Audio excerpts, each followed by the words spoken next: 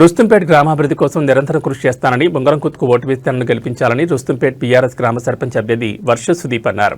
నర్సాపూర్ మండలం రుస్తుంపేట్ గ్రామంలో ఇంటింటి ప్రచారం నిర్వహించి బొంగరంకుత్కు ఓటేసి తనను గెలిపించాలని ప్రజలకు విజ్ఞప్తి చేశారు. ఈ సందర్భంగా ఆయన మాట్లాడుతూ గ్రామ అభివృద్ధి కోసం నిరంతరం కృషి చేస్తానని, గ్రామంలో మురికి కాలువలు, విద్యుత్ దీపాలు, నీటి సమస్యతో పాటు అభివృద్ధికి తన వంతు కృషి చేస్తానని అన్నారు. ఈ కార్యక్రమంలో ఆత్మ కమిటీ మాజీ చైర్మన్ శివకుమార్, నాయకులు తదితరులు పాల్గొన్నారు.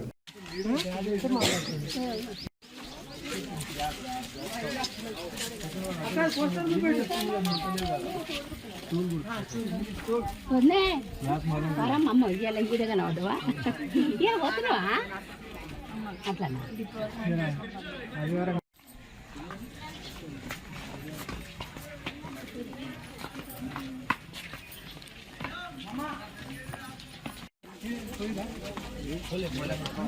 చూడు